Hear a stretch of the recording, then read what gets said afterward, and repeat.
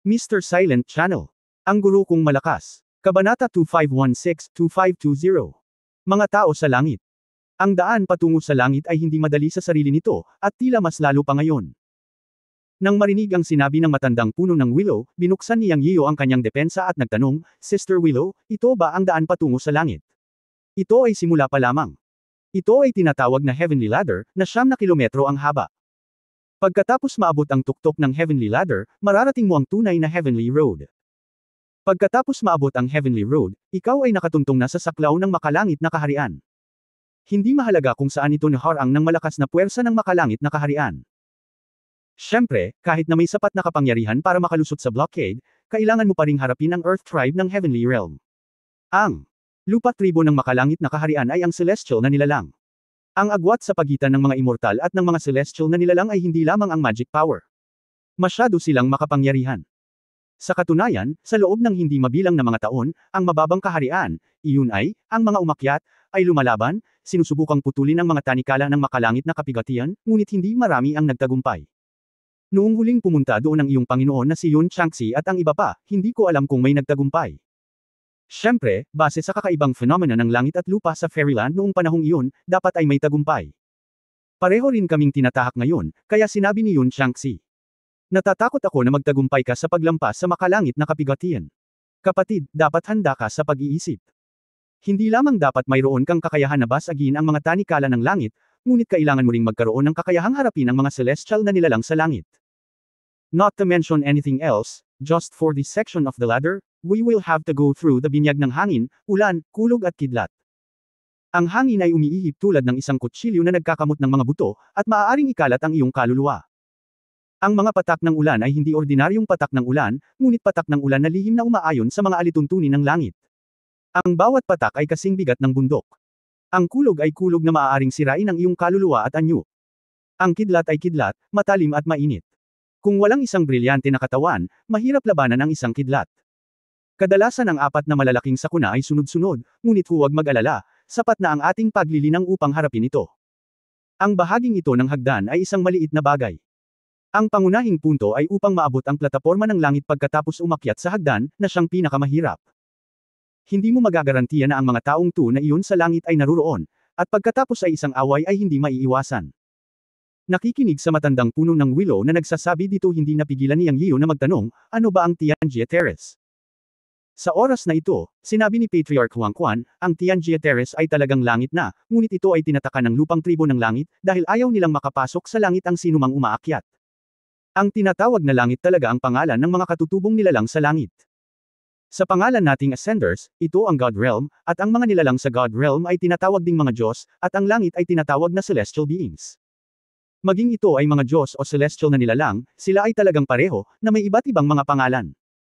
Ang Tianjie Terrace na pupuntahan natin ngayon ay ang antas na itinakda ng mga Celestial na nilalang sa langit para sa mga Ascender. Malinaw na kung ang mga Ascender ay pumasok sa langit, dapat ay narinig mo ang alamat na sumiklab ang digmaan sa pagitan ng mga Celestial na nilalang sa langit at ng mga nilalang sa God Realm. Ito ay karaniwang ganyan. Sa pangkalahatan, tayo ang The Ascendant Clan ay natalo, kaya ang mga Celestial na nilalang ay nagsimulang sugpuin kaming mga Ascendants, na humantong sa paglitaw ng Heavenly Realm platform. Siyempre, walang ganap. Ang labanan sa pagitan ng Heavenly Realm Clan at ng Ascendant Clan ay hindi upang ganap na lipulin ang Ascendant Clan. Tayong mga Ascendants ay mayroon ding mga makapangyarihang nilalang. Usap-usapan na sa matagal ng labanang iyon, nagkasundo rin ang dalawang panig. Bagamat ang Ascendant Clan ay dahado, nakuha pa rin nila ang isang pagkakataon, na siyang Heavenly Realm platform. Sa katunayan, ito ay isang napaka-unfair na pagkakataon, ngunit ito ay isang pagkakataon pa rin. Ang unfairness ay nasa 2 punto. Una, ang pagharang ng kapangyarihan ng Heavenly Realm platform ay itinayo ng isang wastong pangunahing celestial na nilalang, ngunit nang umakyat tayo sa langit, ang ating paglilinang ay nasa tuktok ng 9 na langit, na tinatawag ding kaharian ng mga demigod. Gayunpaman, ang agwat sa pagitan ng kaharian ng mga demigod at ng mga pangunahing celestial na nilalang ay parang kalahating kaharian lamang, ngunit ang agwat sa lakas ay talagang isang mundo ng pagkakaiba, masyadong maraming pagkakaiba. Sa makatuwid, ang problema ng paglagpas sa mga tanikala ng Heavenly Realm platform lamang ay makakapigil sa maraming Heavenly Venerables na nakauunawa sa 9 heavens. Gayunpaman, ang mga maaaring umakyat sa makalangit na daan ay hindi mga ordinaryong tao. Sila ay alinman sa mga Diyos na nagbago ng kanilang paglilinang, o mga henyo na nagal-inang ng hakbang-hakbang na tulad mo. Ang lakas na madalas nilang ilabas ay sapat na para masira ang blockade ng Heavenly Realm platform. Siyempre, ito ay isa lamang sa mga dahilan. Ang pagkakaroon ng kapangyarihang basagin ang tanikala ng Heavenly Realm platform ay hindi sapat. Susunod, kailangan mong harapin ang sagabal sa pagdating ng mga tunay na celestial beings. Bagamat ang mga dumarating upang pigilan ka ay kadalasang ilan sa mga pinakapangunahing celestial na nilalang, sila rin ay mga celestial na nilalang. Ang mga immortal ay ganap na naiiba sa mga langit. Ang sinumang Heavenly Venerable ay magiging nakamamatay laban sa isang casual na celestial na nilalang. Tanging ang mga makakatalo sa mga celestial na nilalang at nagmamadali sa Heavenly Realm platform ay hindi magdudulot ng problema para sa celestial being sa Heavenly Realm. Ito ang kasunduan sa amin Ascenders. Pagkatapos magsalita ni Huang Quan Patriarch, tumanggaw si Yang Yiyo para ipakita na naiintindihan niya. Hindi niya maiwasang maging solemn na. Tanong niya, bago tayo pumasok sa totoong langit, wala bang pakialam kahit na tayo ay patayin ng mga celestial na nilalang sa Heavenly Realm platform? Oo, ito ang kalupitan ng daan patungo sa langit. Napabuntong hininga ang matandang puno ng willow. Ngumisi ang anim na tainga na mikak at sinabi, huwag kang matakot, mahal kong kapatid. Kung talagang may dumarating na mapahamak na celestial na nilalang upang manggulo, papatayin natin ang isa kapag may dumating, at papatayin ang isang pares kung dumating ang dalawa. Magsasama-sama tayong magkakapatid upang durugan ang mapahamak na celestial na platapormang iyon at sumugod sa langit, hindi, dapat itong tawaging kaharian ng Diyos. The Divine Realm, haha, kailangan ay manage yan ng Ascendant Clan para matawag na Divine Realm. Ngayon ay ang langit na kaharian pa rin. Kapag naririnig ang tungkol sa Heavenly Realm, hindi maaaring hayaan ng Ascendant Clan na marinig ng mga lokal na celestial being ang pangalan ng Divine Realm, kung hindi ay magdudulot ito ng kaguluhan, sabi ng Huang Quan Patriarch. Parang napakasama, sumimangot si Yang Yiyo. Oo, maraming problema, ngunit hindi ko alam ang tiyak na sitwasyon. Kung tutuusin, nagsasanay ako sa loob ng hindi mabilang na taon. Well, masyadong maaga para pag-usapan ito ngayon. Kailangan muna nating isaalang-alang ang sitwasyon sa ating harapan, umakyat muna sa hagdan, at pagkatapos ay harapin ang Heavenly Realm platform at ang celestial beings na malamang na lumitaw. Ito ang dapat nating isaalang-alang ngayon. Makapasok sa Heavenly Realm. Sabi ng matandang puno ng willow. Sabay-sabay na tumanggo ang lahat. Oo, alis na tayo, akyatin natin itong 9,000 metrong hagdan. Alam ni Yang Yiyo na napakahalaga ng moral. Hindi niya naiwasang bumagsak ang kanyang morale bago niya talaga marating ang kanyang destinasyon. Tuwang-tuwa silang lima at nagsimulang umakyat sa hagdan. Hindi nagtagal pagkatapos nilang maglakad, biglang umihip ang malakas na hangin, at kulog, kidlat. At ang hangin at ulan ay nasa lahat ng dako. Gaya ng sinabi ng matandang puno ng willow, ang malakas na hangin ay umihip na parang kutsilyo, at direkta rin itong tumama sa kaluluwa. Ang mga patak ng ulan ay bumagsak sa katawan na kasing bigat ng mga bundok, at ang kulog ay nagdulot ng pagkawasak. Boom! Bitik! Huho! Nanginginig at nakakakilabot ang buong hagdan. Ngunit nalaman ni Yang Yiyan na maayos ang lahat. Lahat sila ay may kanya-kanyang paraan para harapin ito. Bagamat mabagal, umuusad pa rin sila ng hakbang-hakbang. Ang una ay ang anim na tainga na mikak. Ang itim na ugat na bakal sa kanyang kamay ay sumayaw at bumuo ng isang mahigpit na pananggalang na kalasag, lumalaban sa hangin, ulan, kulog at kalangitan na lumitaw mula sa manipis na hangin. Ang matandang puno ng willow ang pangalawa. Bagamat siya ay naging isang mas mahinang babae, hindi mabilang na mga dahon ng willow ang lumitaw sa kanyang katawan at umiikot. Sa ilalim ng makulay na halo, hindi rin siya naapektuhan. Medyo mabagal lang siya sa pag-akyat ng hagdan. Ang pangatlo ay si Huang Quan Patriarch. Tila ang matandang babaeng ito ang pinaka-relax. Umakyat siya sa hagdan ng hakbang na may hawak na Zen stick sa kanyang kamay. Ito ay mabagal ngunit ang pinakamatatag. Sa mga mata ni Yang Yiyan, si Huang Quan Patriarch ay isa ring nakatagong master. Nakikita niya ang isang layer ng light gray na liwanag sa paligid ng kanyang katawan. Patak man ng ulan o malakas na hangin at kidlat, lahat sila ay nakahiwalay 3 metro sa labas ng katawan. Ang pang-apat ay ang itim na lotus. Isang itim na lotus na may 36 petals ang lumitaw sa kanyang ulo. Umikot ito para ipagtanggol ang lahat. Ang huli ay ang kanyang sarili. Direkta niyang inactivate ang kapangyarihan ng Tao Seed at bumuo ng 3-meter diameter na Tao Seed barrier sa labas ng kanyang katawan. Ito ay hindi maarok sa ilalim ng mga makukulay na ilaw. Bilang karagdagan sa pagkonsumo ng mana, si Yang Yiyo ang pinakamadaling maglakad, syempre, medyo nagsasalita. Ang 9 kilometrong hagdan ay tumagal ng 3 araw sa kanilang 5. Ang lahat ay nakakonsumo ng maraming enerhiya sa dulo, ngunit sa wakas ay nakarating sila sa dulo. Sa kabila ng dulo ay isang malawak na kalawakan ng puting ambon. Ha! Sa wakas, ayos na. Napabuntong hininga si Old Willow. Pumunta sa ambon sa lalong madaling panahon. Ang lugar na ito ay hindi alam sa amin, at walang mga komplikasyon. Paalala ni Huang Quan Patriarch. Tumango ang lahat bilang pagsang-ayon. Buti na lang at hindi kalakihan ng White Mist area, mga ilang dosenang metro lang ang layo. Biglang nakakita ang lahat ng maliwanag na liwanag sa kanilang paningin, at bigla itong naging maliwanag. Lumitaw ang lupa sa kanilang paningin, na may mga bundok at tubig. Parang walang pinagkaiba sa ibang mundo. Ngunit alam niyang Leo na may malaking pagkakaiba dito. Sa sandaling ito ay tulad ng paglabas sa isang saradong espasyo na kulang sa oxygen at paglanghap ng sariwang hangin mula sa labas ng mundo. Ito ay hindi mailarawang komportable. Half. Bumantong hininga si Yang Yio. Sa pagbabalik tanaw, nakita niyang hindi lang siya, kundi ang apat pang tao ay ganoon din ang ginagawa. Napatigil ang lahat at huminga ng malalim. Napakasarap talaga ng hangin dito. Bukod dito, pagkatapos na umakyat sa 9 kilometrong hagdan, naubos na ang mana ng lahat, at kailangan nilang magpahinga. Matapos dumaan sa himpapawid, sinabi ng matandang Willow Tree, ito ang Heavenly Realm platform. Maaari itong ituring na Heavenly Realm, ngunit ang espasyong ito ay naharang. Gayunpaman, ang enerhiya sa pagitan ng langit at lupa ay ang tunay na Divine Force, na maaari ding sabihin na Heavenly Force. Ito ay libu-libong beses na mas dalisay kaysa sa enerhiya sa Immortal Realm, ngunit ito ay mas manipis kaysa sa Heavenly Realm sa labas. Gayunpaman, ang pagsasanay dito ay mas malakas at mas mabilis kaysa sa aming pagsasanay sa Immortal Realm. Ang pagsasanay dito ay magiging napakalinaw. Dapat magmadali ang lahat para magsanay at maibalik ang mana sa katawan. Kapag nakapasok ka dito, may pag-asa na makalusot sa bottleneck. Kailangan pa rin nating mag-ingat, ngunit magkakaroon ng mga pag-atake mula sa mga celestial na nilalang o celestial na nilalang. Hindi ito kasing tahimik at payapa gaya ng nakikita sa ibabaw. Ito ang pinakamataas na langit sa 3 kaharian, ang mga makalangit na nilalang. Ang mundo ay kaharian din ng mga Diyos, kung nasaan ang mga Diyos. Ang Diyos ay pinakamataas, at ang Diyos ay maaaring gawing mahika ang pagkabulok. Ito ang Diyos ng langit. Masasabing ang bawat talam ng damo, bawat puno, bawat butil ng buhangin at bawat piraso ng lupa sa langit ay iba sa iba. Dapat kang maging maingat at maingat. Matapos maabot ang makalangit na kaharian, ang mga batas ng langit at lupa ay umunlad sa sukdulan, at ang lumitaw ay ang misteryo ng mga tuntunin ng langit at lupa na mas mataas kaysa sa mga batas. Sa katunayan, mayroong isang napakalupit na katotohanan na pagdating natin dito, tayo, ang mga umakyat na Celestial Masters, ang pinakamalakas sa mundo ng mga diwata at ang pagkakaroon na nakatayo sa tuktok ng ginto.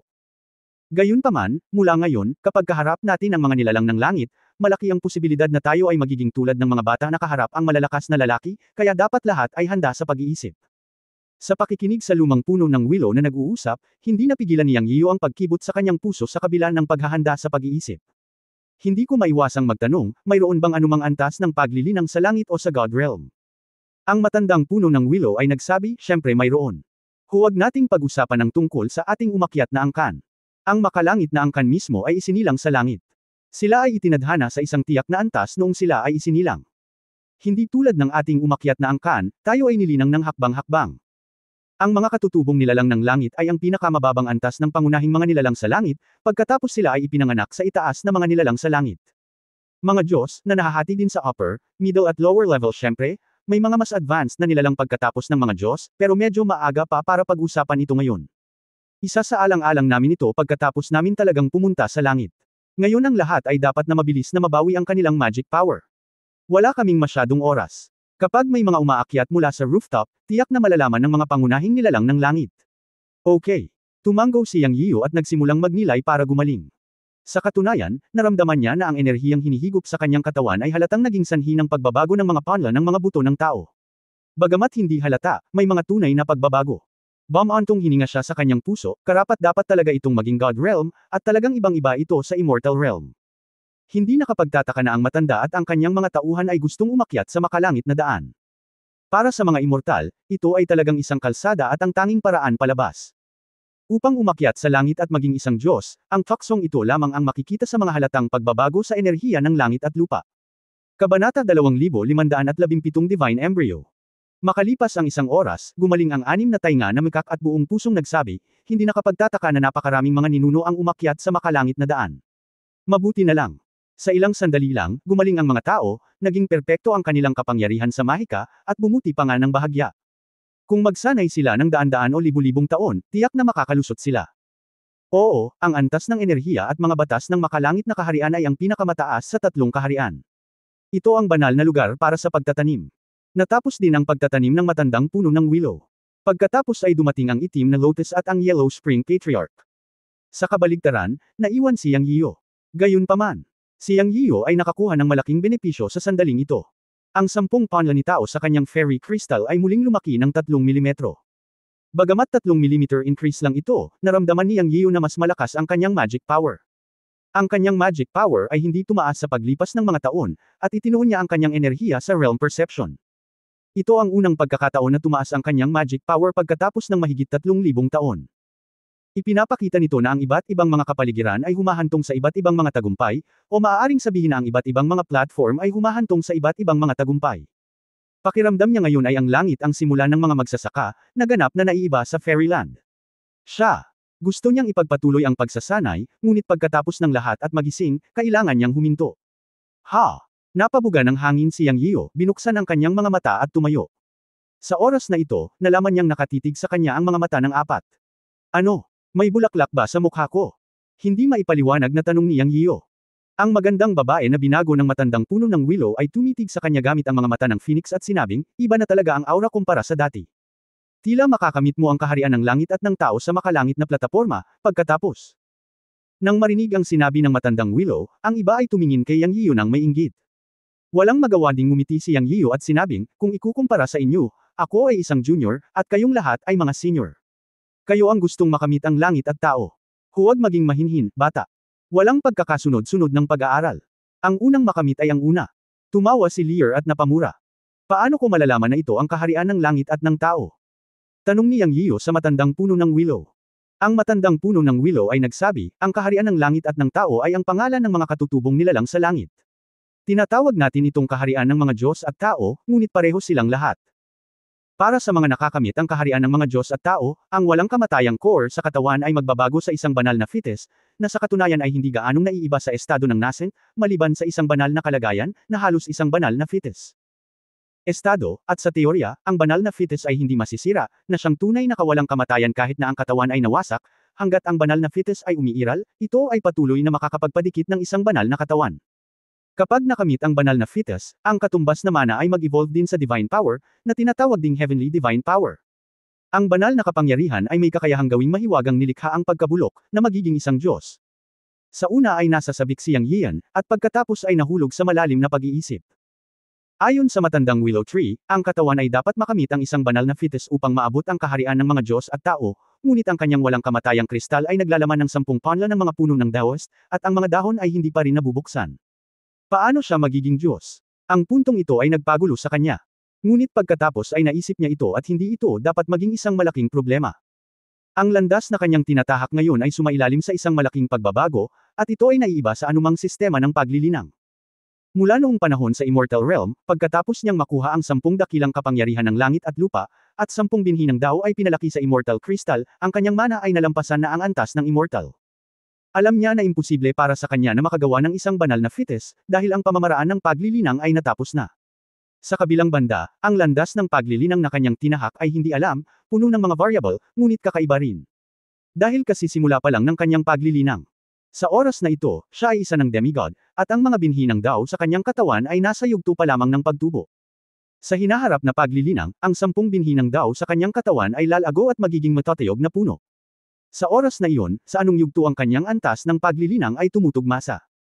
Walang paraan upang malaman, at imposibleng isipin. Ngunit may isang bagay na pinaniniwalaan niyang hindi masama, iyon ay, ang paglaki ng puno ng Dao ay dapat tumutugma sa susunod na kaharian ng Diyos. Matapos itong isipin, napangiti si Yang Yiyo ng maluwag. Masyado pang maaga para isipin ang mga bagay na ito ngayon. Alam niya na tama ang kanyang paraan ng paglilinang, ang Tian Kun Dao Sidgang, at least hindi ito mali sa ngayon. Tungkol sa tanda ng paglusot sa kaharian ng mga Diyos at tao, naisip ni Yang Yiyan na ito ay kapag ang panla ng puno ng Dao sa kanyang katawan ay nagbukas ng mga dahon nito. Ngayon ay isang panla na lamang na walang dahon. Ano ang iniisip mo? Masyadong naa-absorb sa pag-iisip. Ang kaakit-akit na babae na binago ng matandang puno ng willow ang marahang tinapik sa katawan si Yang Yiyan, na nagpagising sa kanya. Oh, wala, Senior Willow, saan tayo susunod? O ano ang dapat nating gawin? Tanong ni Yang Yiyan sa matandang puno ng willow. Hate it, okay lang kung hindi mo ako tinatawag na ate, pero senior ang tawag mo sa akin. Ilang taon na ako, lagi mo akong tinatawag na matanda. Ang matandang puno ng willow ay iginala ang kanyang mga mata at maingat na nagsalita, ngunit huminto ito sa mga tainga ni Yang Yiyan at ginawa silang manhid. Palihim niyang tinawag itong duwende. Pagkatapos ay nagpatuloy siya, tandaan na ang aking kapatid na babae ay may pangalan, Liu Yemi. Bawal mo akong tawaging senior sa hinaharap. Hindi ako matanda. Maaari mo akong tawagin sa aking pangalan, o tawagin akong Sister Ye, Sister Liu o Sister Mei. Bawal mo akong tawaging senior. Ako ay nasa aking prime. Sa aking edad, ako ay isang maliit na babae sa God Realm. Alam mo ba? Nakinig si Yang Yian sa matandang puno ng willow, nako, si Liu Yemi na dapat ang nagsalita ngayon, at nagka-goosebumps ang buong katawan niya, dahil ang duwende na ito ay hindi umimik bagkos ay bumubulusok ang mata, at ang bawat ekolohikal na paggalaw ay parang spoiled na bata. Ito. Talagang hindi mabata si Yang, at mabilis niyang sinabi, okay, kasalanan ko, Sister Liu, okay. Hehe, ito ay parang, sa wakas ay nasiyahan si Liu Yemi. Ngunit ang tatlo pa ay mga babae, ang kagandahan ang ugat ng gulo, ito ang ungol ni Liu Er. Ano ang sinasabi ng mabahong unggoy? Narinig ito ni Liu Yemi at pinandilatan si Liu Er. Sok, tumalikod si Liu Er na may masamang tingin, na parang ayaw niyang makipag-ugnayan kay Liu Yemi.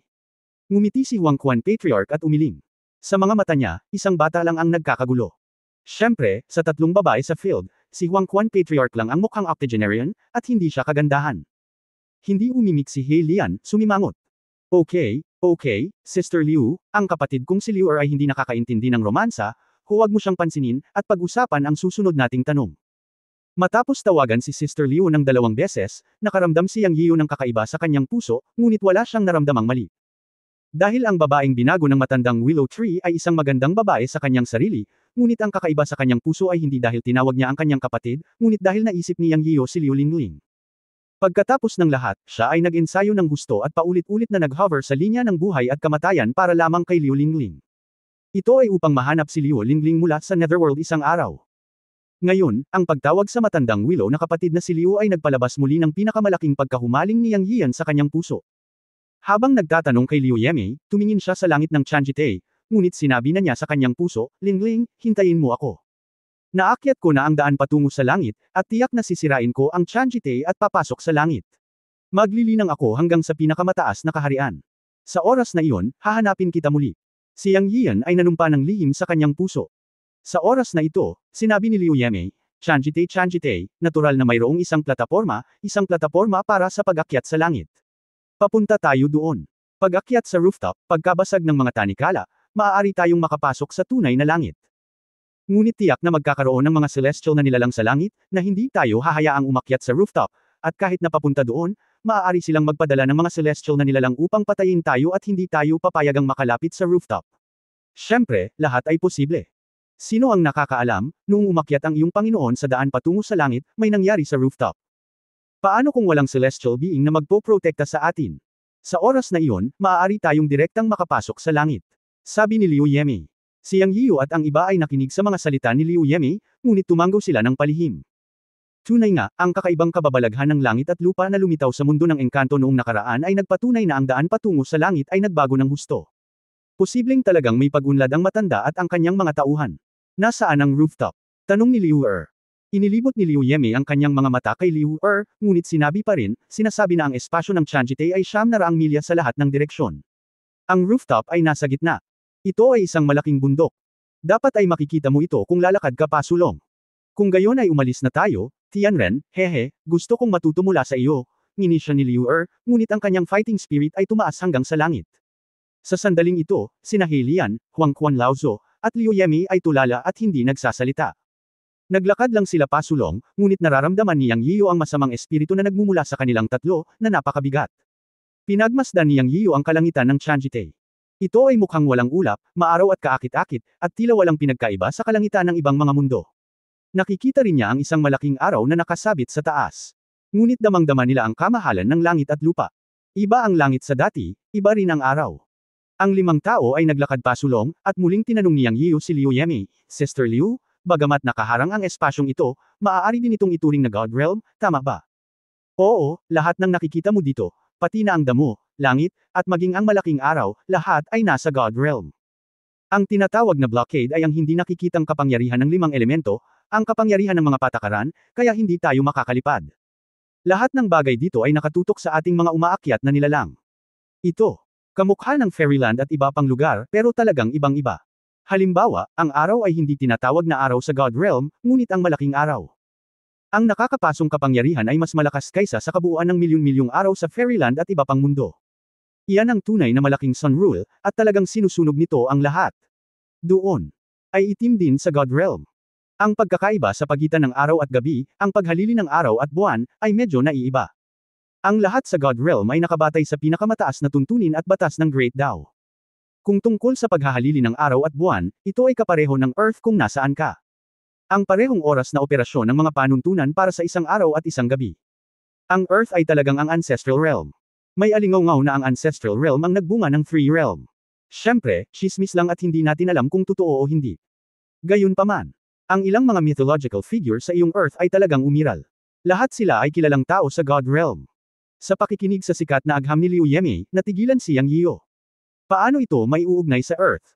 At talagang umiral ba ang mga mythological figure na iyon sa God Realm? Nasa God Realm pa ba sila? Tuwang-tuwang tanong ni Yang Yio. Liu. Malungkot nang umiti si Yimei at sinabing, haha, pagkatapos ng labanan sa pagitan ng langit at Diyos, hindi mabilang na mga Diyos at demonyo ang nahulog. Sino ang nakakaalam kung nandoon pa rin sila? Kabanata 2518, hindi inaasahang hitsura Goodbye Red Clothes. Maraming tao ang nakinig sa kwento ni Liu Yimei at nag-isip tungkol dito. Masyadong matagal na ang nakalipas. Sino ang nakakaalam kung ano ang kalagayan sa langit ngayon? Si Liu Yimei ay isa ring recultivator. Ngayon lang siya bumabalik. Matagal na siyang malayo sa langit at hindi niya alam kung ano ang sitwasyon ngayon. Ang lahat ay muling pumapasok sa makalangit na daan. Sa kasong ito, mahirap talagang sabihin kung ano ang langit. Naisip ni Yang Yio na dapat na ang iba pang katutubong angkan sa langit ay may ganap na kontrol sa lahat, at ang Ascender Clan, natural, ay hindi maaaring ganap na wala, ngunit nasa isang napakahinang posisyon. Gustong malaman ngayon ni Yang Yio, ano ang kalagayan ng namatay na matanda ngayon. Nasira ba nila ang mga tanikala, umakyat sa rooftop, at sa wakas ay napunta sa langit? O may iba pa silang sinabi? At ang nangyari sa asawa ni Chanji Master at sa mga asawa ng Valkyrie at Princess Master mamaya? Ang tatlong asawa ng Panginoon ay sunod-sunod na pumunta sa makalangit na daan. Oo, at pumunta rin si Lan Xin. Pagkaraan ng libu-libong taon, dumating siya bilang isang disipulo, at ang kanyang mga kasama sa paligid niya ay pawang mga first class na malalakas na lalaki. May tiwala siya, at may tiwala din siya sa kanyang amo at sa iba pa. Sa pakikinig sa pagpapakilala ni Liu Yimei sa sitwasyon ng daan patungo sa langit, talagang may pangkalahatang ideya si Yang Yian sa kanyang isipan. Ayon kay Liu Yimei, ang mga maaaring lumitaw dito upang magdulot ng kaguluhan ay dapat na ang mga pangunahing celestial na nilalang sa langit, at walang matataas na antas na mga celestial na nilalang, dahil ito ang kasunduan sa pagitan ng mga ascender at mga celestial na nilalang sa langit, at ito ay dapat na isang bakal na panuntunan. Ngunit muli, ayon sa antas na kaharian, maging ang mga pangunahing celestial na nilalang ay katumbas ng mga Diyos, at ang iilan sa kanila ay nasa antas pa rin ng mga immortal, bagamat naabot na nila ang pinakamataas na antas sa paglilinang. Dito sila ay matatawag na kaharian ng mga demigod, ngunit nasa kalahati pa rin sila ng kaharian. Kahit anong tingin mo dito, walang pagkakataong manalo laban sa mga celestial na nilalang sa langit, na ganap na nananakot sa pananaw ni Yang Yian.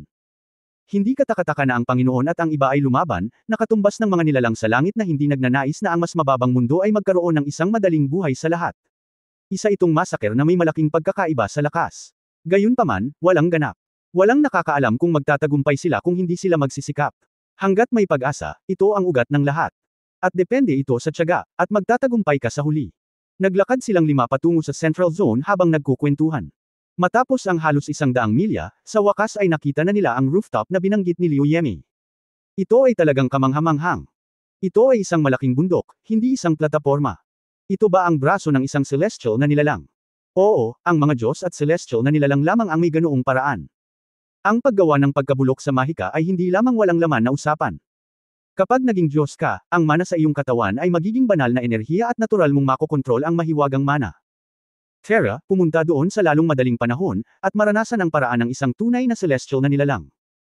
Ang mga mata ni Liu ay napuno ng walang katapusang espiritu ng pakikipaglaban, at hinihiling niya na may ilang celestial na nilalang na lumitaw sa kanyang harapan at makipaglaban sa kanya ngayon.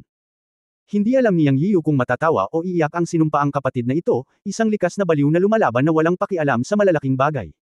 Sa katunayan, sa kanilang mga mata, isang malaking bundok ang lumitaw, ngunit ang hugis ay parang mga piramide ng sinaunang Ehipto, ngunit ito ay nakabaligtad.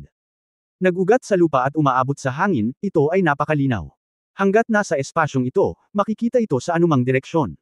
Ngayon, hanggat sila ay umakyat at masira ang mga tanikala ng espasyong ito, maaari silang tunay na makapasok sa langit.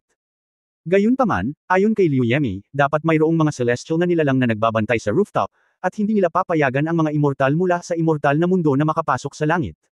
Kung gusto mong makapasok, kailangan mong talunin ang mga celestial na nilalang. Tiwala si Yang Yiyo na makakalaban niya ang mga celestial na nilalang. Para sa iba pang apat, maliban kay Liu Er na nagpakita ng napakalinaw na pagganap, ang natitirang Huangquan Patriarch, Black Lotus at Old Willow Tree ay hindi simpleng tao. Naniniwala si Yang Yiyo na malalampasan nila ang lahat sa pagkakataong ito. Ang diameter ng 900 milya ay 450 milya lamang. Bagamat may makalangit na kapangyarihan para sugpuin ang paglipad dito, hindi gaanong tumagal ang paglalakad nilang lima. Lahat ay may magic power at body skills, kaya wala lang. Hindi nagtagal ay nakarating na silang lima sa ilalim ng inverted pyramid. Sa pagtingin sa rooftop na kumikislap na may liwanag na ulap at may totoong pressure, hindi napigilan ni Liu Er ang pag-ungol, walang paraan para umakyat doon. Kung hindi ka makakalipad, paano ka makakaakyat dito? Oo, kahit ilang libong talampakan ng taas, patuloy ni Yang Yiyo. Nang tatanungin niya sana si Liu Yemei, isang boses ang umalangaw-ngaw, Yang Yiyo, sa wakas nandito ka na. Sino? Lumabas ka, malamig na ngumuso si Liu Er. Ngunit nakilala ni Yang Yiyo kung kaninong boses iyon. Sinenyasan niya si Liu Er na ayos lang, at saka ngumiti, Levi Changqiu, dumiretso ka talaga sa Heavenly Road. Pagkatapos nilang maghiwalay sa God Cemetery noong araw na iyon, malabong sinabi ni Levi Changqiu na ang kanilang tahanan ay nasa Heavenly Road, at ngayon ay tila tama siya. Hahaha, kung hindi kita hinintay, kanina pa ako napunta sa langit. Pagkatapos ng mga salita, si Levi Changqiu talaga ang nanggaling sa kabilang side ng rooftop. Hindi ba't sinabi mo na ang iyong tahanan ay nasa daan patungo sa langit? Bakit ka umaalis sa iyong tahanan? Tumingin si Yang Yian kay Lu Changqiu at sinabi. Natural na hindi siya maniniwala sa mga salita ni Lu Changqiu. Ikaw talaga, nakikita rin ni Lu Changqiu na walang tiwala sa kanya si Yang Yian. Itinaas niya ang kanyang kamay at itinuro si Yang Yian, ngunit hindi siya masyadong nagsalita. Sa halip, tumingin siya sa iba at nakangiting sinabi kay Yang Yian, sa halip na makipagtalo, bakit hindi mo ipakilala sa akin ang mga kaibigang tao na ito? Kung tungkol sa iba pang mga bagay, sasabihin ko sa iyo mamaya. Paano na? Okay lang yan, nakangiting sabi ni Yang Yian. Talagang maganda ang impresyon niya kay Lu Changqiu. Pagkatapos ng lahat, tinulungan siya ni Lu Changqiu sa Earth, at si Lu Changqiu ay matagal nang nasa Earth. Bagamat hinahanap niya ang sementeryo ng Diyos, pinagpala rin niya ang lupa. Mula sa puntong ito, dapat siyang magpasalamat sa kanya. Doon. Wala talagang galit sa kanilang dalawa, para maging magkaibigan sila. Ipinakilala niya si Levi Changqiu, ang sinumpaang kapatid ko ay si Liu Ermaho. Ito ang ninuno ng Ghost Cave na si Huangquan sa mundo ng engkanto, ito si He Lian, at siya si Liu Yemei. Pagkatapos ng maikling pagpapakilala, sinabi ni Yang Yiyo kay Liu Er at sa iba pang apat, si Levi Changqiu ay masasabing aking kababayan. Apat na kaibigang Daoist, courtesy, ikinumpas ni Levi Changqiu ang kanyang mga kamao. Ang huli na apat ay nagkayem ng kamao bilang pagbati.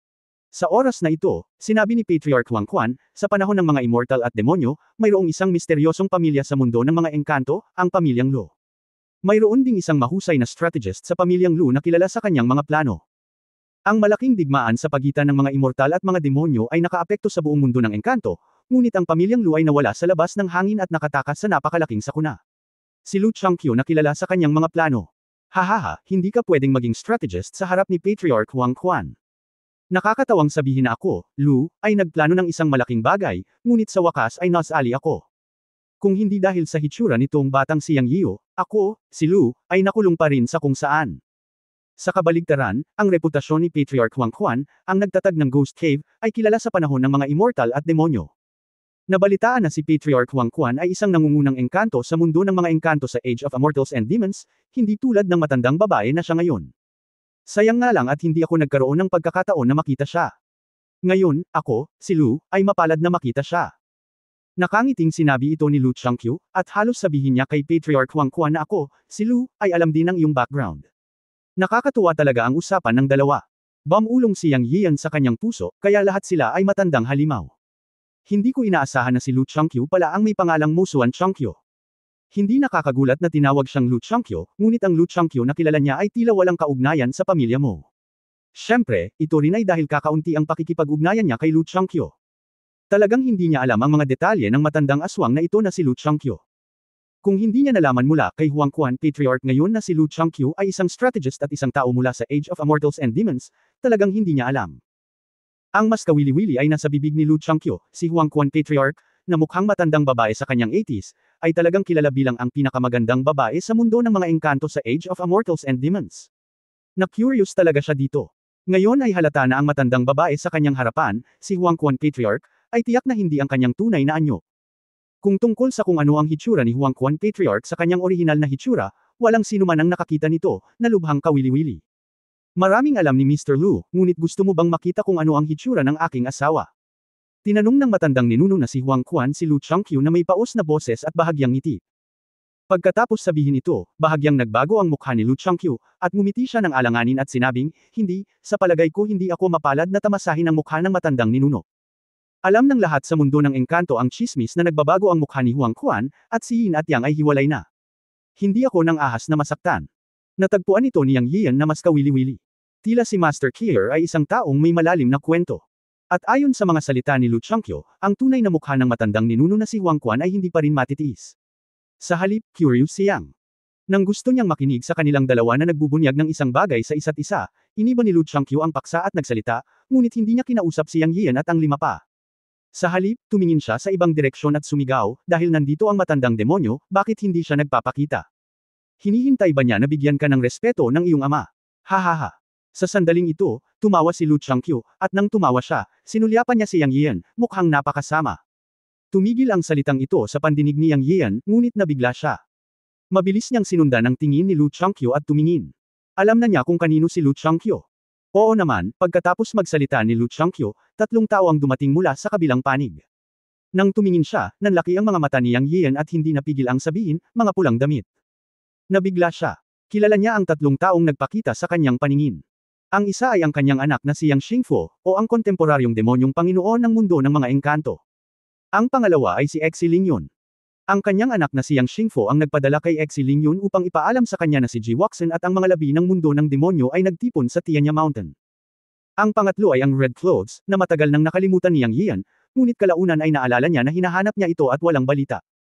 Ang Red Clothes ay orihinal na isang tupi na bangkay na kinokontrol ng ninuno na nagnanakaw ng kaluluwa na nagnakaw sa puntod ng sinaunang immortal at nagnakaw ng bangkay ng sinaunang immortal. Gayunpaman, pagkatapos na mapasuko niya, nagkaroon siya ng kamalayan sa sarili sa pamamagitan ng pagkakataon at sa gayon ay nagkaroon ng bagong kamalayan. Isang pervert na walang magic power kundi isang malakas na katawan. Nang pumunta siya para magbigay galang sa Valkyrie Master, bagamat hindi niya ito nakilala, binigyan siya ng Valkyrie Master ng isang token sa pamamagitan ng kanyang mga nasasakupan, na sinasabi na ito ay isang bagay na angkan ng demonyo at isang kayamanan. Naramdaman ni Yang Yian na ang token ng angkan ng demonyo na ibinigay ng Valkyrie Master ay napakaangkop para kay Hongyi noong panahong iyon, kaya basta-basta niya itong ibinigay kay Hongyi. Hindi na niya muling pinansin ang bagay na ito. Pagkatapos ay nawala si Hongyi pagkatapos ng ilang malalaking puwersang salakayin ang Yunmen. Tumakbo rin si Yang Yian at nakalimutan si Hongyi. Hanggang sa nakipag-chat siya sa Soul Capture Ancestor 1,000 taon na ang nakalilipas ay alam niyang nawala si Hongyi sa loob ng libu-libong taon. Nagpadala rin siya ng mga tao para hanapin si Hongyi, ngunit walang balita, kaya wala siyang pakialam. Naisip niya na si Hongyi ay nagkaroon ng kamalayan sa sarili at nagiging mas mature. Mayroon din siyang sariling paraan upang pumunta. Sa hindi inaasahan. Nagpakita siya ngayon, at tila kasama pa rin niya ang kanyang anak na si Yang Xingfu. Sa kabaligtaran, hindi siya nagulat na lumitaw ang kanyang anak na si Yang Xingfu, ngunit pagkatapos makita si Hongyi, natuwa siya at nagsalita. Kabanata 2519 na sigurado ka bang gusto mong suluduan kita? Ang sumunod na sandali ay nagulat ang iba. Nakita ko ang tatlong tao na nagmula sa kabilang direksyon, dalawa sa kanila ay nasa antas ng Heavenly Venerables, at ang isa ay isang babae, nakasuot ng pulang baluti. Bagamat wala silang anumang aura, ang mga makakarating sa Heavenly Road ay hindi bababa sa Heavenly Venerables, na nangangahulugang mayroong tatlo pang Heavenly Venerables. Tungkol naman kay Lu Changqiu, wala akong sasabihin. Bamulong si Liu kailan naging walang halaga ang antas ng Heavenly Venerable. Ito ay talagang itinuturing na kahalili ng lumang henerasyon ng Heavenly Venerables sa mundo ng mga engkanto. Si Yang Yian at ang iba pa ay kumakatawan sa bagong henerasyon. Napakabuti na magkaroon ng dalawa o tatlo sa kanila sa wala pang 10,000 taon. Ngunit ngayon, siyam sa kanila ang nagtipon ngayon. Ito ba talaga ang binulong ni Liu Siyam na Tongguo Heavenly Venerables, siyam na Semigod Realms, kung magiging maayos ang lahat, sila ay magiging siyam na Diyos. Tungkol naman sa sitwasyon ni Yang Xingfu, maliban kay Lu Changqiu, Liu He Lian, Liu Yemei, at Huang Quan Patriarch ay hindi alam.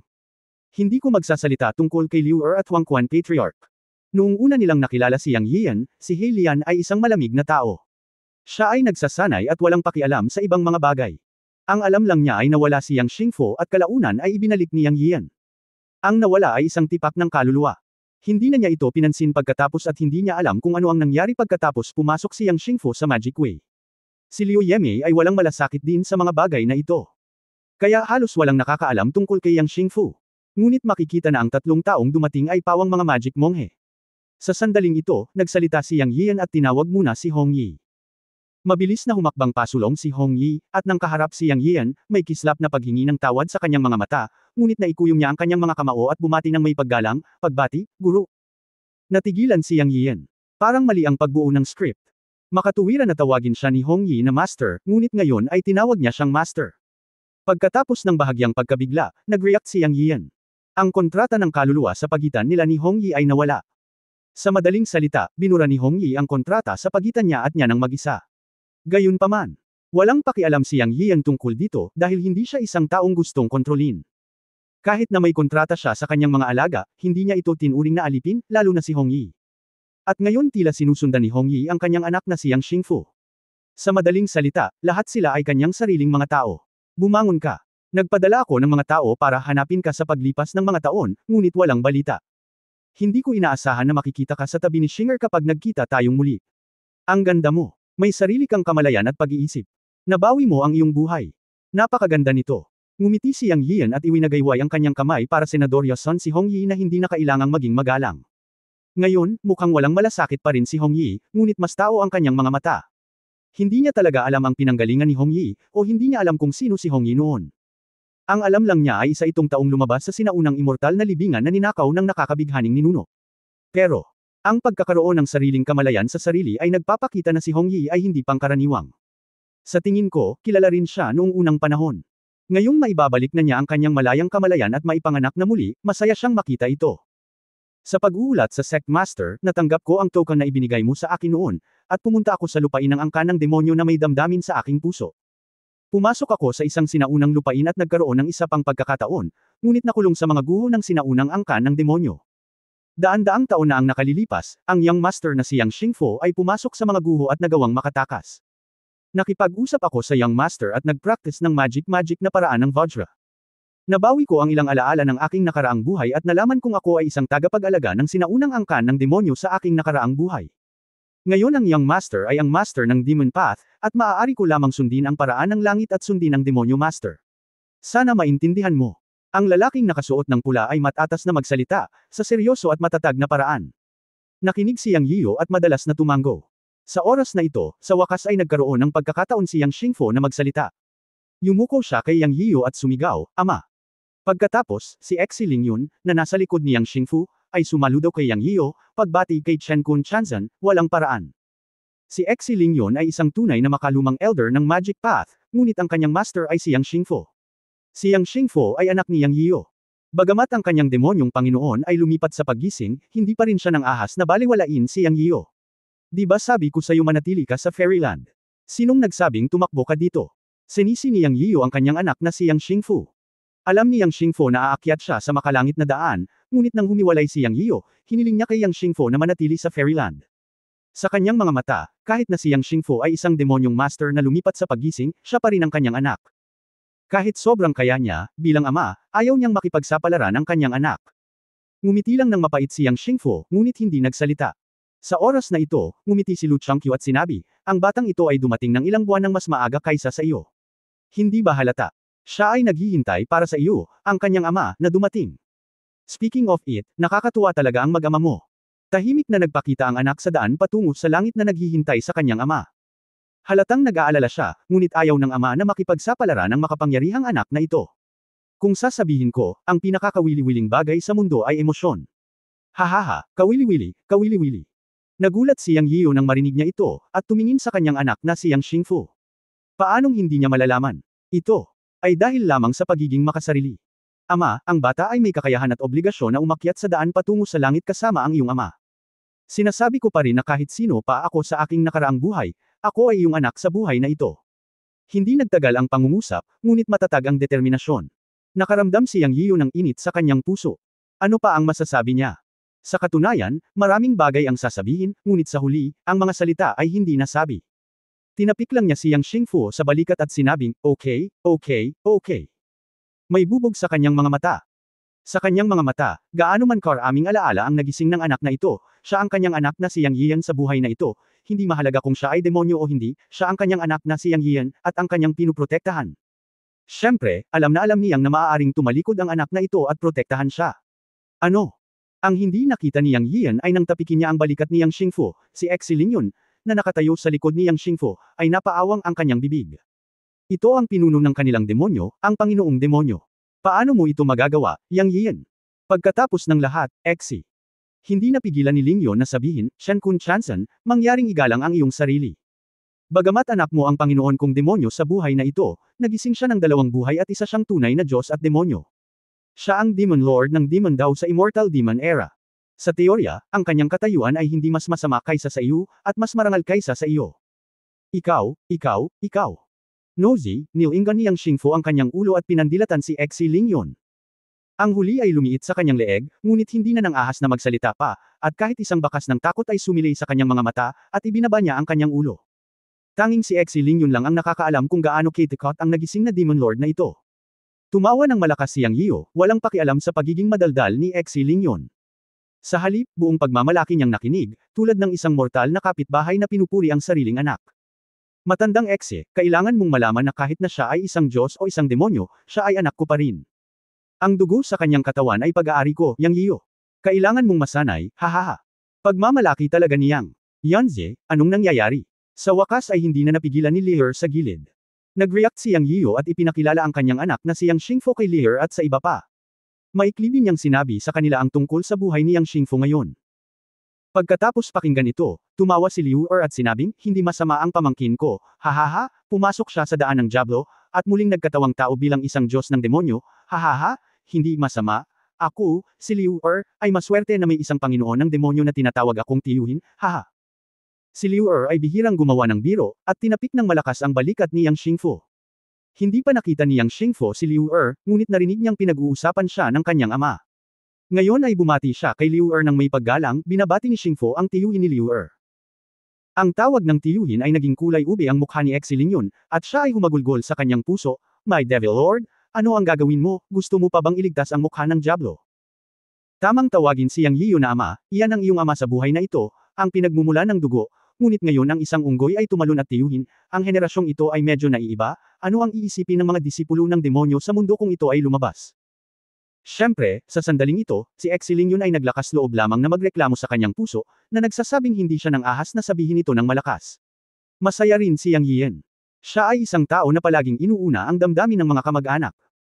Nang makita ang kanyang anak na yumuko kay Liu masayang ngumiti siya at hiniling kay Yang Xingfu na ipagpatuloy ang paggalang kina He Lian, Liu Yamei, at Huang Quan Patriarch. Ang tatlong ito ay lahat ng kanyang mga kapantay at matatanda ng Yunmen. Maging si Huang Quan Patriarch ay isang elder ayon kay Kier. Iginagalang ni Yang Xingfu sina He Lian at Liu Yamei noong sila ay nasa Yunmen noon, hindi pa banggitin ngayon. Yumuko siya sa kanila bilang isang junior. Halos himatayan si Xi Lingyun nang makita sila. Isa o dalawa sa kanila ay nakatatanda na ngayon. Ang dignidad ng dakilang Panginoon ng demonyo ay ipinahid sa lupa. Siya, isang sinaunang demonyong elder, ay pinakapartikular sa mga tuntunin. Ang lahat ng ito ay nawala. Sa oras na ito, tumalon si Lu Changqiu at sinabi kay Yang Xingfu, ako ay isang matandang kaibigan ng iyong ama. Dapat mo rin akong bigyan ng respeto ng isang junior, tama ba? Sumasali lang si Lu Changqiu sa saya at sinasamantala. Nang lumabas ang mga salitang ito, nagnganga ang mga ngipin ni Xi Lingyun. Ang lahat ng iba pang naruroon ay kamag-anak ni Yunmen, kaya sa tingin mo sino ka, Lu Changqiu? Si Xi Lingyun ay handang magsimulang manaira, at handa pa siyang sisihin ng Lord of Demons. Kailangan niyang panatilihin ang dignidad ng Panginoon ng mga demonyo. Sa kabutihang palad, sa oras na ito, bahagyang ngumiti si Yang Xingfu, tumingin kay Lu Changqiu at sinabing, alam mo ba na naruroon ang iyong ninuno na si Lu Zu, at hindi siya nang ahas na hilingin sa akin na saluduhan ka?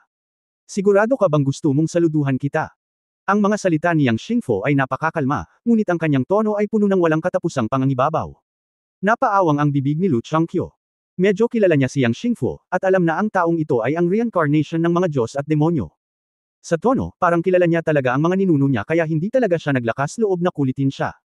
Awkwardly siyang ngumiti at sinabing, joke lang, hehe, joke lang. Lahat tayo ay cultivator, at wala tayong pakialam sa makamundong etiquette na ito. Hindi gaanong sinabi ni Yang Yiu tungkol dito. Malabo niyang hulaan na may nangyaring hindi kanais-nais sa pagitan ng kanyang anak na si Yang Xingfu at Lu Changqiu sa God's Cemetery. Pero ayaw niyang mag-away sila. Ngayon silang lahat ay nasa daan patungo sa langit, at ngayon kailangan nilang magkaroon ng parehong layunin, na umakyat sa Tiantay. Pagkatapos ay inibon niya ang usapan at sinabing, okay, ngayong magkakasama na tayo, bumuo tayo ng United Front at hintayin ang rooftop ng sama-sama. Malamang nasusunod tayong haharap sa mga celestial beings, at sila ang ating mga kaaway. Paano tayo makakarating sa rooftop? Pag-usapan natin ito. Kabanata 2520, Pag-akyat sa Sky Platform upang labanan ang celestial being. Walang paraan hanggang sa rooftop, at ang apat na gilid ay parang salamin, kaya nagtanong si Yang Yio. Siyempre, tinitingnan niya si Liu Yemei, ngunit sinabi ni Lu Changqiu, walang paraan, maaari ka lamang umakyat sa rooftop o umakyat, ngunit kailangan mong harapin ang kulog sa rooftop. Natigilan si Yang Yio sa resultang ito, ngunit nakahinga siya ng maluwag. Alam niyang hindi madaling umakyat nang hindi nakikita ang daan paakyat. Ang kulog. Hindi dapat ordinaryong kulog. Kung gayon, umakyat tayo at tingnan, sabi ni Liu Er. Ngayon ay mayroong siyam na mga master sa antas ng Chanzan, o siyam na master ng half-body mirror, at lahat ng mga kalsada ay patungo sa langit. At lahat ay talagang hindi masama sa mga tuntunin ng lakas at background. Sa isip ni Yang Yio, natatakot ako na hindi ito kasing sama ni Master at ng iba pa noon. Ngumiti si Lu Changqiu at sinabi, sa totoo lang, huwag kang masyadong kabahan. Hindi mo napansin na ang ilan sa mga alituntunin ng langit at lupa dito ay talagang nawawala. Ang pressure ay mas mababa kaysa dati. Para sa amin, hindi problema ang umakyat sa rooftop at pumasok sa langit ng walang anumang aksidente. Ang dapat mong isaalang-alang ay kung ano ang mangyayari pagkatapos makapasok sa langit. Anong ibig mong sabihin? Tanong ni Yang Yio. Sinabi ni Lu Changqiu, naaalala mo ba noong umalis ako sa sementeryo ng Diyos, sinabi ko na ang aking tahanan ay nasa daan patungo sa langit. Walang malay na tumanggaw si Yang Yio, ngunit sumimangot at sinabing, maaari mo bang sabihin sa akin ang punto? Okay, let's get to the point. The point is, what I mean is tama ang sinabi ni Patriarch Huang Quan before. Pumasok nga ang pamilya namin sa Heavenly Road sa Age of Immortals and Demons at dito sila nanirahan. Pero pagbalik ko, nalaman kong wala na ang iba sa pamilya, pero nag-iwan sila ng Claw. Ang Claw ay matagumpay na nakipaglaban ng iyong Panginoon na si Yun Changxi at ang iba pa sa mga celestial na nilalang sa Heavenly Terrace. Ang kawili-wili ay ang iyong Panginoon at ang kanyang mga tao ay natalo ang mga makalangit na nilalang na nagbabantay sa terrace sa isang pagdurog na paraan at nakabasag ng kadena ng langit at lupa sa makalangit na daan. Nangangahulugan ito na ang mga tanikala ng Heavenly Road ay hindi na pinipigilan ang immortal na mundo, at mayroon ding isang mas kaunting patong ng mga patakaran dito, kaya kailangan lang nating harapin ang mga celestial na nilalang na lumilitaw sa terrace, at hindi natin kailangang mag-alala tungkol sa pagsugpo sa langit at lupa. Ang iyong Panginoon na si Yun Changxi ay napakahusay na henyo at malakas na tao, talagang lumikha siya ng magandang kapaligiran para sa mga ascender. Mayroong Heavenly Gate Realm sa Tiantay, na kung saan ay ang core ng malaking rooftop sa harap namin, at ito rin ang lugar kung saan nakaharang ang espasyong ito. Ang iyong Panginoon at ang iba pa ay gumawa ng crack, na humantong sa pagbaba sa bilang ng mga celestial na nilalang na naasimilasyon mula sa Heavenly Gate Realm sa hinaharap. Sa madaling salita, bababa ang bilang ng mga celestial na nilalang na kailangan nating harapin. Ang Heavenly Gate Realm dati ay may matinding bilang, iyon ay, siyam na celestial na nilalang ang maaaring lumitaw upang bantayan ito, ngunit dahil ang iyong Panginoon at ang iba pa ay gumawa ng crack, 3 celestial na nilalang lamang ang maaaring lumitaw. I don't know the specific situation, anyway, ito ang clue na iniwan ng pamilya, at malalaman natin ito pag-akyat natin mamaya. Sinabi ni Lu Changqiu ang mga pahiwatig na alam niya.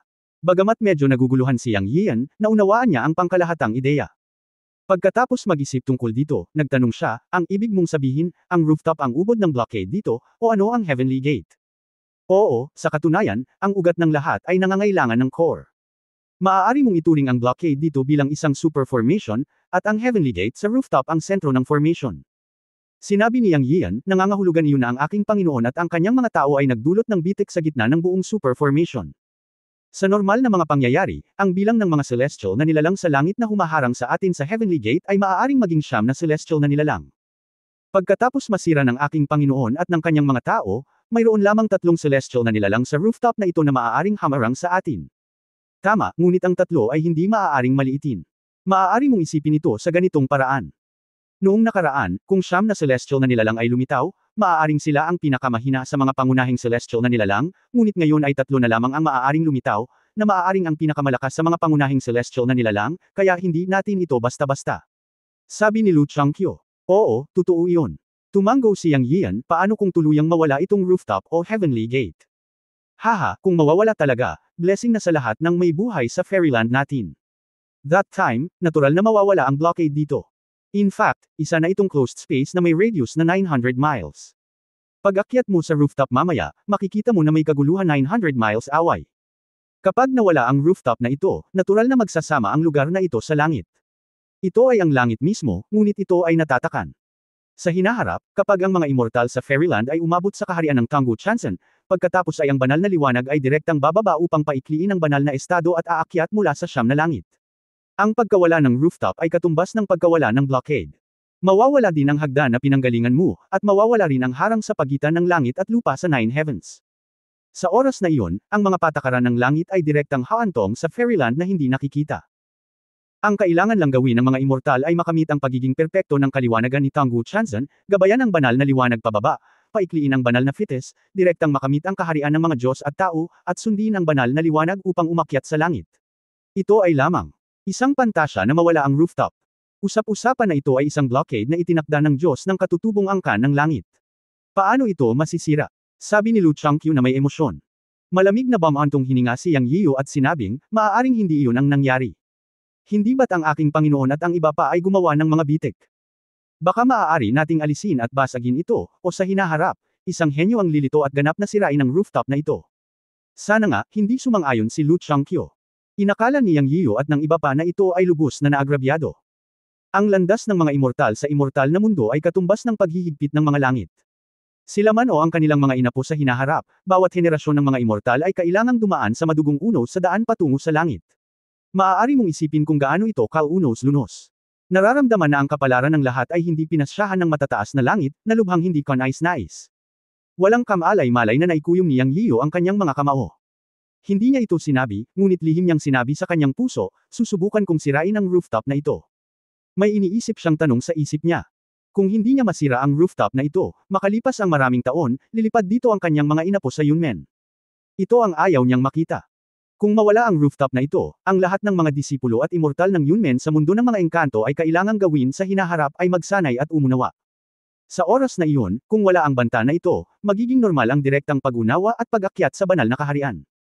Kahit na hindi nila maunawaan at umakyat sa banal na kaharian, iyon ay kanilang sariling problema, at hindi itinuturing na pagsupil. Kailangan niyang lumikha ng magandang kapaligiran para sa kanyang mga inapo, kaya kailangan niyang humanap ng paraan para tuluyang sirain ang rooftop. Marahil ay hindi ito magagawa ng iba o wala man lang pag-asa, ngunit alam niyang maaari niyang subukan dahil nasa kanya ang Chen Kun Pot, na lumamon sa God's Cemetery kanina. Ang sementeryo ng Diyos ay sinasabing pag-aari din ng pangunahing Diyos, na may lakas ng mga kaluluwa ng 3,000 Diyos at demonyo. Sa teorya, maaari siyang lumikha ng 3,000 Diyos at demonyo. Dahil nilamon ng Chen Kun Pot ang Society Cemetery, naramdaman niyang Yiyu na ang Chen Kun Pot at ang God's Cemetery ay orihinal na iisa. Bagamat wala pa siyang nakikitang pagbabago sa Chen Kun Pot sa ngayon, ang kanyang perception ay nagsabi sa kanya na ang Chen Kun Pot ay nagbago. Marahil ang pagpunta sa rooftop sa oras na ito ay isang uri ng providence. Talaga, ito ay kanyang intuition lamang, ngunit naramdaman niya ang intuition na ito ng napakalakas, at ang rooftop ay maaaring ganap na masira. Matapos ang pag-iisip na ito ay lumabas mula sa kaibuturan ng kanyang puso, nalaman niyang Yiyan na ito ay lumalakas at lumalakas.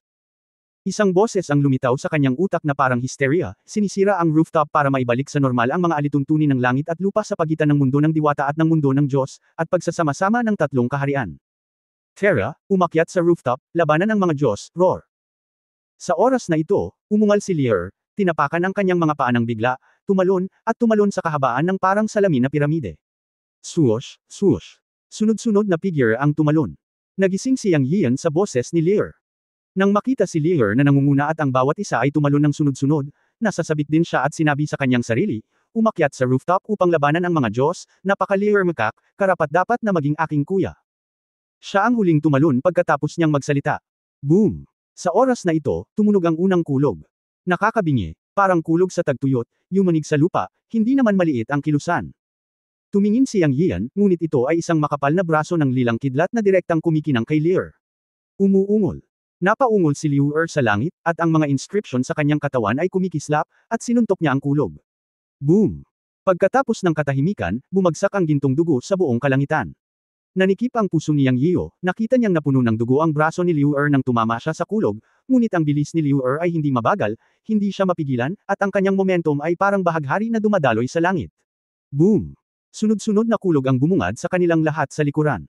Pinaikit ni Yang Yiyu ang kanyang mga mata, at ang init ng labanan ay ganap na pinasiklab ni Liu Er. 10 kulay ng liwanag ang damaloy mula sa kanyang katawan at naging dagandong, ang liwanag ng binhi ng tao, sinira ang kulog. End of this chapter. Pahingi naman ng like, share at subscribe mo na rin para updated ka sa susunod na kabanata. Salamat!